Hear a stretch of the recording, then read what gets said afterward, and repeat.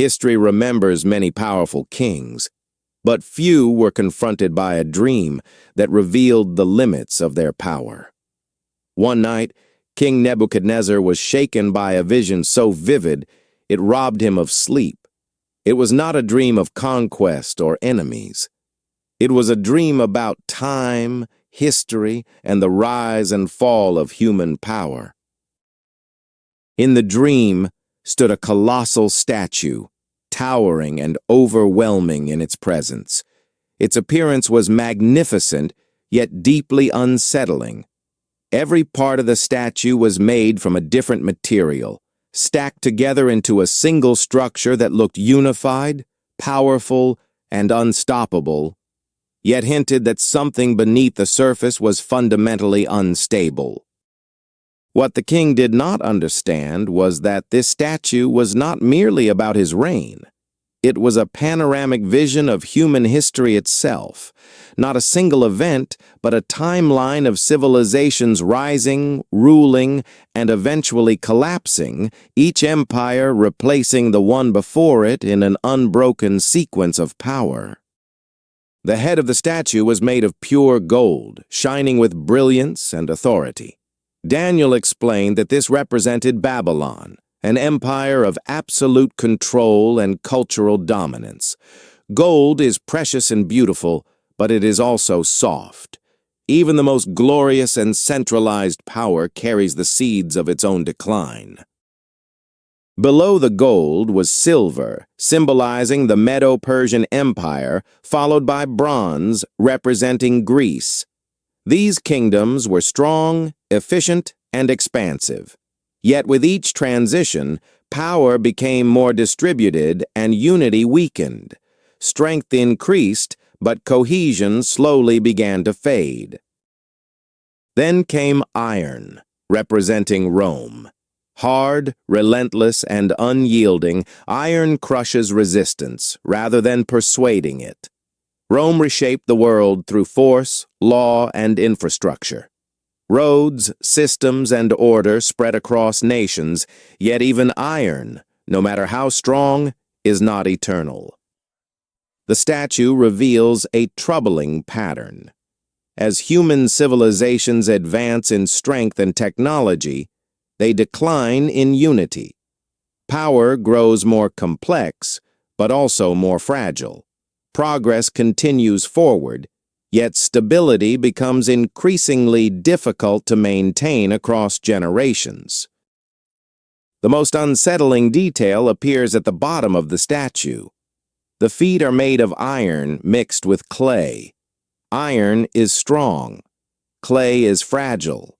Together they form a structure that appears solid but cannot fully bond, creating a foundation that is powerful in appearance yet vulnerable to collapse. Daniel explained that this final stage represents a world that is connected yet divided. Economies are intertwined, systems depend on one another, but true unity is absent. Cooperation exists without trust. Strength remains, but stability is constantly threatened beneath the surface.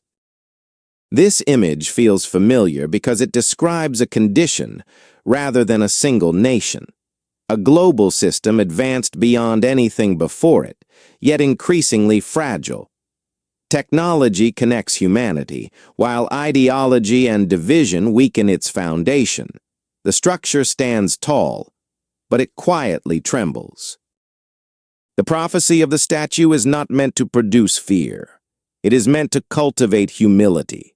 No empire, no system, and no civilization is permanent. History continues to move forward, power shifts, and what appears unshakable today may not endure tomorrow. In the final moment of the vision, a stone not cut by human hands strikes the statue at its weakest point. The entire structure collapses. Yet the stone grows into a kingdom that fills the earth, revealing that human power fades, but a greater authority ultimately remains. Daniel's vision reveals the flow of empires through history, but it also points beyond them. Power does not remain centralized forever. It fractures, spreads, and becomes more complex. This shift prepares the way for the next prophecy, one that reveals how authority is distributed in the final stage of history. The explosion of knowledge. Daniel's visions did not end with empires and political power. After describing kingdoms rising and falling, he pointed to something far less visible but far more influential. Near the later stages of history, Daniel saw knowledge itself increasing at an unprecedented rate, reshaping how humanity understands and navigates the world. In one of his final revelations, Daniel was told that knowledge would dramatically increase toward the end of the age. Not slowly, not gradually, but rapidly. Information would expand, spread faster, and transform societies in ways earlier generations could not imagine. To ancient readers, this idea would have sounded impossible. In Daniel's time, knowledge traveled at the speed of human movement. Books were rare, education was limited, and information remained local. Generations could pass with little change. An explosion of knowledge would have seemed unimaginable. Today, that limitation no longer exists. Information moves instantly across the globe. Data shapes economies, politics, and culture in real time. Humanity now carries more information in a single device than entire civilizations once possessed, changing how people think, decide, and respond. But Daniel's vision was not automatically optimistic. Increased knowledge does not guarantee increased wisdom. In fact, information without understanding often produces confusion. As knowledge grows, certainty weakens. People know more facts than ever, yet feel less confident about meaning and truth. Speed changes everything. Decisions are made faster. Reactions become immediate. Reflection becomes rare. Knowledge spreads before it can be evaluated. Daniel did not describe a wiser world. He described a faster one, where understanding struggles to keep pace with information. With unlimited access to data comes a new problem: overload. People are surrounded by information but overwhelmed by it. The more facts accumulate, the harder it becomes to discern what matters. Knowledge multiplies, but clarity becomes increasingly difficult to maintain. Humanity often assumes that more knowledge equals more control. Yet history suggests the opposite. The more complex systems become, the more fragile they are. Daniel's vision hints at a world empowered by information, yet destabilized by its own complexity. This prophecy matters because it describes a transition, not a celebration. A world filled with knowledge but lacking wisdom. A generation informed about everything, yet uncertain about purpose. Daniel was not predicting technology. He was revealing a condition of the human mind. As knowledge increases, trust shifts. Tradition loses authority. Institutions are questioned. Truth fragments into perspectives. Without a fixed reference point, people struggle to agree on what is real, valuable, or worth defending. The danger Daniel highlights is not ignorance, it is distraction. When information expands without moral grounding, people become informed but directionless. Knowing how things work does not explain why they matter. Daniel saw empires collapse and knowledge explode, but these changes did not occur in isolation. Together, they produced something else: instability. A world connected by systems, yet strained by pressure and uncertainty. And that leads directly to the next prophecy: global instability. As knowledge accelerates, the world does not become calmer. It becomes more unstable. Daniel saw that the later stages of history would not be marked by peace, but by tension. a world moving faster than it can stabilize, where pressure builds beneath the surface of global systems. In another vision, Daniel described powerful beasts rising from turbulent waters. These beasts symbolized systems driven by force, survival, and dominance. They were not meant to represent single nations, but the nature of power when order begins to break down. The beasts emerge from chaos, not calm. Turbulent waters represent disorder and instability. Daniel's vision suggests that in the later stages of history, chaos is no longer an exception. It becomes the environment in which power operates and decisions are made. When empires fracture and knowledge accelerates, pressure increases. Political systems strain, economic balance weakens, social trust erodes.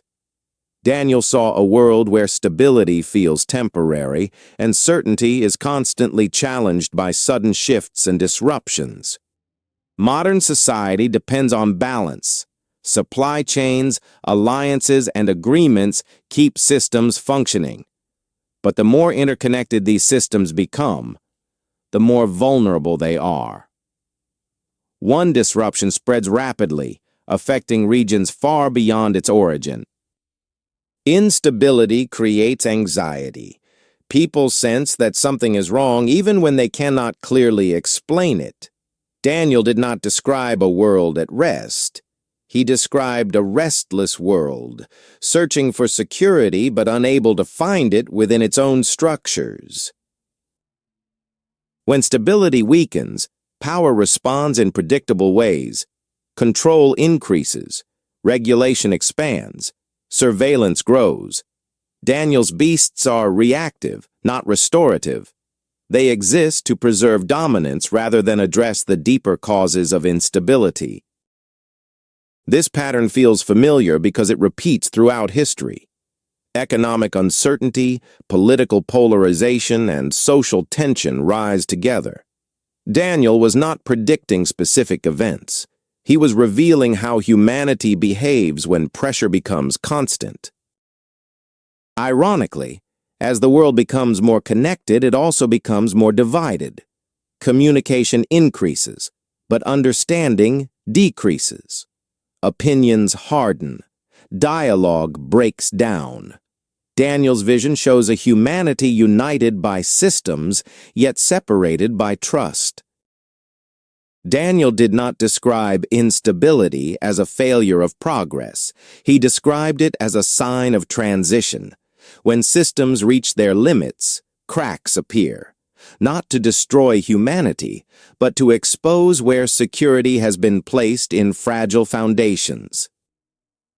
The deeper question Daniel raises is not political or economic. It is foundational. Where does true stability come from?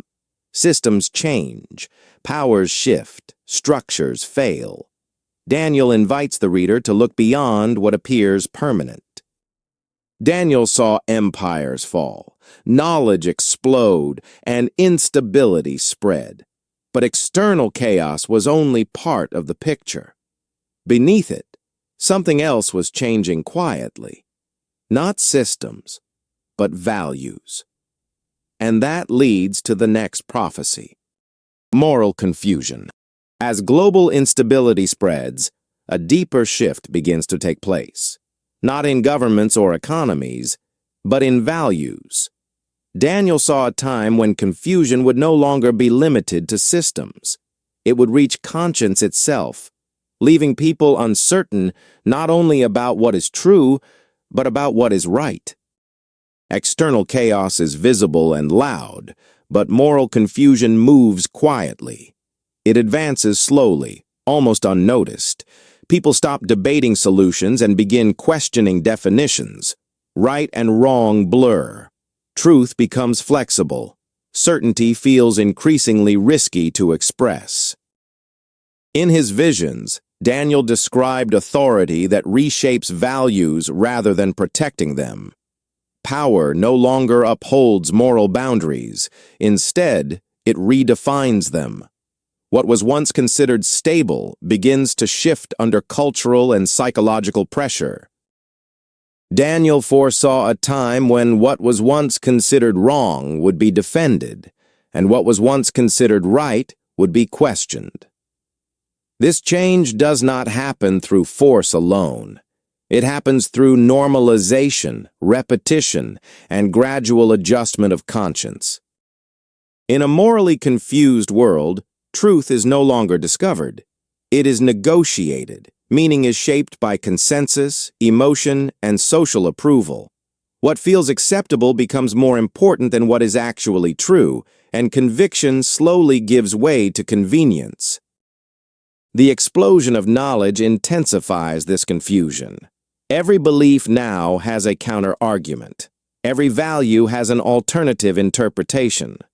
Without a fixed reference point, morality fragments. People know more than ever, yet stand on less certainty than before. Moral confusion does not require agreement. It only requires silence. When the cost of speaking becomes too high, conformity replaces conviction. Daniel's warning is subtle but serious. Confusion spreads fastest when truth becomes socially expensive. As values lose their anchor, society begins to drift, not into freedom, but into instability of identity. People search for meaning while rejecting boundaries. They desire purpose but resist responsibility. Confusion grows not only from rebellion, but from exhaustion. This prophecy feels familiar because it describes a condition we recognize. Cultural debates no longer focus on solutions, but on the definition of reality itself. Daniel was not predicting modern arguments. He was revealing a recurring pattern in human history. Moral confusion is not neutral. It shapes decisions, relationships, and futures.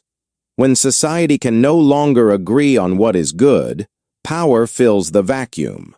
Authority replaces conscience, and control replaces conviction. Daniel's warning is not about condemning a generation. It is about recognizing a turning point. Confusion signals a moment when humanity must choose whether truth is something to be discovered or something to be invented. Daniel saw empires fall, knowledge explode, instability spread, and values blur. Yet beneath the confusion, he also saw something else rising quietly, not fear, not rebellion, but a growing hunger for meaning. And that leads to the final prophecy. The search for meaning and the final judgment. As empires weaken, knowledge accelerates, instability spreads, and values blur, something else begins to rise quietly beneath the surface. Not panic, not rebellion, but hunger. A deep awareness that progress alone cannot satisfy the human soul, no matter how advanced the world becomes. This generation is more connected than any before it, yet loneliness continues to grow. We have more information than ever, yet less clarity about why we exist. Daniel foresaw a time when humanity would gain unprecedented capability, but struggle deeply with meaning and direction. Political systems promise order. Economic systems promise security. Cultural systems promise identity. Yet none of them answer the questions that surface in times of crisis. Who are we? Why are we here? What truly lasts when systems fail? When familiar structures stop providing answers, people return to questions they once ignored. Purpose, truth, eternity. Daniel did not see a world abandoning meaning forever. He saw a world forced to search for it again when distractions no longer work. Information can explain how things function, but it cannot explain why they matter. As knowledge increases, the absence of meaning becomes more noticeable. The noise grows louder, yet the answers feel quieter. humanity becomes informed but internally unsettled. History reveals a pattern Daniel understood well. Comfort dulls deeper questions. Crisis awakens them. When stability collapses, people look beyond systems toward something greater. Shaking often precedes seeking, and uncertainty opens the door to reflection. Daniel's prophecies were never intended to produce fear. They were meant to produce awareness, not panic, but discernment. Not obsession with timelines, but clarity about priorities. Prophecy reveals moments when deeper questions can no longer be postponed. Every generation eventually reaches a crossroads. Trust what is temporary, or seek what is eternal. Anchor life in systems that shift, or in truth that transcends them. Daniel's visions do not force conclusions. They invite decisions. In his final vision, Daniel saw the Ancient of Days seated on the throne. Books were opened. History was not drifting without oversight. Human power was not ultimate. Justice was not forgotten. This vision reveals a crucial truth. History is not random. It is observed, evaluated, accountable. The end is not chaos, but judgment followed by restoration. A kingdom not built by human ambition, but established by divine authority. The final outcome Daniel saw was not destruction for its own sake. It was the establishment of an everlasting kingdom given to those who remain faithful, not power seized through force, but authority entrusted through endurance and faithfulness. Daniel's visions end with responsibility, not fear. The question is not whether prophecy is unfolding, but how we respond. Distraction or discernment, panic or preparation. History continues to move forward, and the choice has always belonged to us.